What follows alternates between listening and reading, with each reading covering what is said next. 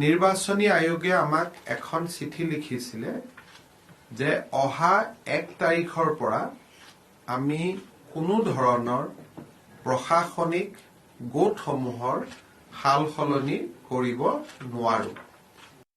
তাৰ মানে বিভিন্ন সময়ত আপোনালোকে দেখিছে যে আমি মাজুলীৰ পৰা গোলাঘাটলৈকে গাঁও ট্ৰান্সফাৰ কৰিছো, লখিমপুৰৰ পৰা মাজুলীলৈ গাঁও আনিছো, বিভিন্ন জিলা মহকুমা আমি মাজে মাতে গঠন কৰো, ব্লক গঠন কৰো, পঞ্চায়ত গঠন কৰো। এতিয়া নিৰ্বাচনী আয়োগে কলে যে 1 জানুৱাৰীৰ পৰা এই ধৰণৰ কোনো নতুন প্ৰশাসনিক গোট আপোনালোকে গঠন কৰিব নোৱাৰিব। আৰু কেতিয়ালৈকে নোৱাৰিব? যেতিয়ালৈকে ডিলিমিটেশ্যন আয়োগে কাম শেষ নকৰে। তাৰমানে আমি সময়সীমাটো নাজানো যে কিমান দিনলৈকে এই বেন অৰ্ডাৰটো আমাৰ ওপৰত থাকিব। সেইবাবে প্ৰশাসনীয় দিশৰ পৰা যিমানবিলাক কাম আমি সময়ে সময়ে কৰি থাকিব লাগিছিল বা কৰাৰ বাবে আমি সিদ্ধান্ত লৈছিলো, সেই গোটেইবোৰ কাম আজিৰ কেবিনেটত আমি শেষ কৰিলো। বাধা দি থব অহাকালিৰ পৰা। তাৰ পৰিপ্ৰেক্ষিতত আমি যাতে নিৰ্বাচনী আয়োগৰ কোনো ধৰণে তেওঁলোকৰ বাধা নিষেধক আমি অমান্য নকৰো, আৰু আমি যাতে তেখেতসকলে যি ধৰণে আমাৰ পৰা অপেক্ষা কৰিছে আমি তেনেধৰণে অপেক্ষা যাতে ৰক্ষা কৰিব পাৰো। সেইবাবে যোৱা কেইদিনমানত আমি জিলা উপায়ুক্তসকলক সুধিছিলো যে আপোনালোকৰ কিবা এনেকুৱা হাল সলনিৰ কাম আছে নেকি জিলাৰ সীমাত। আজি জিলা উপায়ুক্তসকলৰ ৰিপৰ্টৰ ভিত্তিত আমি 14খন জিলাত কিছু গাঁৱৰ সামান্য পৰিৱৰ্তন কৰো। উদাহৰণস্বৰূপে মই আপোনালোকক ক'ব পাৰো যে উত্তৰ গুৱাহাটী টাউন কমিটিখন আগতে কামৰূপ জিলাত আছিল, কিন্তু গুৱাহাটী উত্তৰ গুৱাহাটীৰ ব্ৰিজখন সমাপ্ত কৰাৰ কাৰণে একেটা অথৰিটি যাতে জিলাখনৰ 2 মূৰে থাকিব পাৰে, কাৰণ এতিয়া আমি সময় শেষত আহিছো, আমাক সেই অঞ্চলটো হয় মেট্ৰ' বা ৰুৰেলত থাকিব লাগে। কিন্তু ৰুৰেলৰ ফালৰ পৰা মেট্ৰ'ৰ ফাঁচী বজাৰটোতো হাতত ল'ব নোৱাৰে। গতিকে স্বাভাৱিকভাৱে আমি কামৰূপ ৰুৰেলৰ পৰা উত্তৰ গুৱাহাটী টাউন সমিতিৰ অঞ্চলটো আমি কামৰূপ মহানগৰ জিলালৈ হস্তান্তৰ কৰিলো। ঠিক তেনেধৰণে আন জিলাসমূহতো এনেকুৱা সৰু সৰু দাবী বা জিলা উপায়ুক্তসকলৰ বিচাৰত কিছু সাল সলনি কৰাৰ প্ৰয়োজন আছিলে। আজি আমি এনেকুৱা 14টা প্ৰস্তাৱত অনুমোদন দিছো, ইনভলভিং চাৰ্টেন ভিলেজেছ, যে এই ভিলেজখন ইয়াত যাব। আপোনালোকৰ মনত আছে কেইদিনমান আগতে আমি মাজুলীৰ পৰা এখন পঞ্চায়ত গোলাঘাটত দিছিলো। আজিও আমি কেবিনেটত তেনেকুৱা কেইটামান সিদ্ধান্ত আমি লবলগীয়া হৈছে, আৰু সেই সিদ্ধান্তখিনি জিলা উপায়ুক্তৰ প্ৰতিবেদনৰ ভিত্তিত আমি লৈছো, কাৰণ কালিৰ পৰা আৰু কেতিয়া আমি কৰিব পাৰিম আমি নাজানো। এইটো হল এটা কেবিনেটৰ সিদ্ধান্ত আছে। দ্বিতীয়তে, আজি কেবিনেটত আমি যথেষ্ট বেদনা লৈ আৰু মনত দুখ কৰি, মনত আমি সকলোৱে যথেষ্ট দুখী, কিন্তু অসমৰ জাতীয় জীৱনৰ স্বাৰ্থত আৰু এক প্ৰকাৰ ক'ব গ'লে আমাৰ জাতি মাটি ভেটি প্ৰশাসনিক শক্তিশালী কৰা বিভিন্ন দিশৰ ওপৰত আলোকপাত কৰি আমি অত্যন্ত দুখ সহকাৰে কেইটামান সিদ্ধান্ত ল'বলগীয়া হৈছে।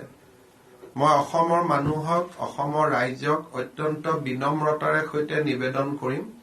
যে এই সিদ্ধান্ত কেইটা আমি কিন্তু ব্যক্তিগত লাভালাভ বা দলীয় লাভালাভৰ কাৰণে লোৱা নাই। এইটো অত্যন্ত এৰাব নোৱাৰা কামৰ কাৰণেহে এই সিদ্ধান্ত কেইটা আমি বছৰৰ শেষৰ দিনটোত ল'বলগীয়া হৈছে। আৰু মই নিজেও এইকেইটা লৈ ভাল পোৱা নাই, কিন্তু কেতিয়াবা দেশৰ স্বাৰ্থত সমাজৰ স্বাৰ্থত প্ৰশাসনৰ স্বাৰ্থত প্ৰয়োজন হলে আমি কঠোৰ সিদ্ধান্ত লব লাগে আৰু এনেকুৱা এটা সিদ্ধান্ত লৈছো আৰু তাৰ কাৰণে যিসকল ৰাইজে মনত অলপ দুখ পাব তাৰ কাৰণে মই তেখেতসকলৰ ওচৰত ক্ষমাও বিচাৰিছো সিদ্ধান্ত কেইটা এনেকুৱা হল যে আমি বিশ্বনাথ জিলা গঠন কৰিছিলো আৰু মই ঘোষণা কৰিছিলো মোৰ হাতে দিয়ে বহুতখিনি কাম আগবাঢ়িছিল আজি আমি বিশ্বনাথ জিলাখনক পুনৰ শোণিতপুৰ জিলাৰ লগত একত্ৰীকৰণ কৰিবলগীয়া হ'ল ডেফিনেটলি বিশ্বনাথৰ ৰাইজে দুখ পাব কিন্তু এইটো কিছু সময়ৰ বাবে লোৱা সিদ্ধান্ত আমাৰ কিছু ৰোড মেপ আছে আৰু খুব সোনকালে আমি পুনৰ বিশ্বনাথ জিলা আমি উভতাই দিব পাৰিম এইটো এটা অত্যন্ত সাময়িক সিদ্ধান্ত আমাৰ ৰাইজৰ স্বাৰ্থত প্ৰশাসনৰ স্বাৰ্থত অসমৰ ভৱিষ্যতৰ স্বাৰ্থত আমি লবলগীয়া হৈছে ই এটা সিদ্ধান্ত দ্বিতীয় সিদ্ধান্তটো হল হোজাই জিলাখনকো আমি নগাঁও জিলাৰ লগত পুনৰ সংলগ্ন কৰিবলগীয়া হ'ল তৃতীয় সিদ্ধান্তটো হল বজালী জিলাখনকো আমি বৰপেটা জিলাৰ লগত পুনৰ সংলগ্ন কৰিবলগীয়া হ'ল অবভিয়াছলি দক্ষিণ কামৰূপ আৰু প্ৰাগজ্যোতিষপুৰ জিলা নাছিলেই গতিকে আমাৰ অসমত ৩৫খনেই জিলা গতিকে এই হোজাই নগাঁও জিলাৰ একত্ৰীকৰণ বৰপেটা বজালীৰ একত্ৰীকৰণ শোণিতপুৰ আৰু বিশ্বনাথৰ একত্ৰীকৰণ আৰু বিটিএডি এৰিয়া তামুলপুৰ আৰু বাক্সাক আমি একত্ৰীকৰণ কৰিবলগীয়া হ'ল তাৰমানে অসমত 4খন জিলা কমি যাব আৰু তামুলপুৰ পুনৰ বাক্সাৰ লগত যাবগৈ বিশ্বনাথ শোণিতপুৰৰ লগত যাবগৈ হোজাই নগাঁৱৰ লগত যাবগৈ বজালী বৰপেটাৰ লগত যাবগৈ কিন্তু এই সিদ্ধান্তটো সদায় কাৰণে নহয় জাতীয় জীৱনৰ স্বাৰ্থত এটা ট্ৰেনজিশন ফেজৰ কাৰণে অকণমান সময়ৰ কাৰণে প্ৰশাসনৰ স্বাৰ্থত জাতীয় জীৱনৰ স্বাৰ্থত ই এটা অন্তৰ্বৰ্তীকালীন বা অলপ কম সময়ৰ কাৰণে এই সিদ্ধান্তটো আমি লৈছো আৰু এই সিদ্ধান্তটো আমি উপযুক্ত সময়ত ইয়াত আমি পুনৰ বিচাৰ বিবেচনা কৰিব পাৰিম ৰাইজক মই সেই বিষয়েও ডেফিনেটলি প্ৰতিশ্ৰুতি দিম অৱশ্যে সুকিয়া আৰক্ষীৰ জিলা চলি থাকিব নাইক জিলা চলি থাকিব আৰু যিমানবিলাক জিলা পৰ্যায়ৰ কাৰ্যালয় ইতিমধ্যে স্থাপন কৰা হৈছিল সেইবিলাকো নিৰ্দিষ্ট নিয়মত চলি থাকিব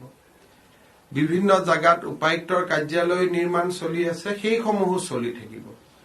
এটা সামান্য সময়ৰ কাৰণে এইটো লোৱা এটা সিদ্ধান্ত এই সিদ্ধান্তটো সদায় কাৰণে লোৱা সিদ্ধান্ত নহয় এটা বিশেষ প্ৰশাসনিক কাৰণত জাতীয় জীৱনৰ স্বাৰ্থৰ প্ৰতি লক্ষ্য ৰাখি অসমৰ ভৱিষ্যতৰ কাৰণে চিন্তা ৰাখি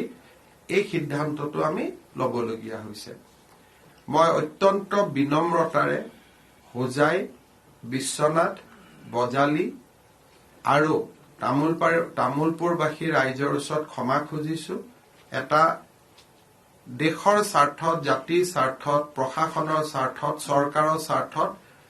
কম সময়ৰ কাৰণে এই সিদ্ধান্তটো লবলগীয়া হৈছে আমি সকলোৱে খুব দুখিত কালিও গোটেই ৰাতি আমি ইয়াত হোৱা নাই আপোনালোকে দেখিছে যে ৰাতিপুৱা মই 5টালৈকে ইয়াতে বহি আছো আমি বহুতখিনি চিন্তা চৰ্চা কালি আমাৰ মন্ত্ৰী কোনেও হোৱা নাই আমি ইয়াতে আছো আপোনালোকে সব দেখিছে ৰাতিপুৱা 5টালৈকে আছো এই সিদ্ধান্তখিনি লবলগীয়া হৈছে মই ৰাইজৰ সহযোগিতা কামনা কৰিম আমাৰ নতুন বছৰ হৈ যোৱাৰ পিছতে আমাৰ মন্ত্ৰী সভাৰ গোট সমূহে এই জিলাসমূহত ভ্ৰমণ কৰিব আৰু চৰকাৰৰ যি এটা ট্ৰেনজিশনেল এটা যি সিদ্ধান্ত এইটো স্থায়ী নহয় যেটো এটা সময়ৰ লগত লবলগীয়া সিদ্ধান্ত তাক যেটো পৰিৱৰ্তনৰ সম্পূৰ্ণ অৱকাশ থাকিব তাৰ বিষয়ে সেই জিলাৰ ৰাইজৰ আগত গৈ পেলাই আমাৰ কি কাৰণে কিয় কৰিবলগীয়া হ'ল তাৰ বিষয়ে ব্যাখ্যা কৰিব ৰাইজৰ মই সহায় সহযোগিতা আকৌ এবাৰ কামনা কৰিম So यही है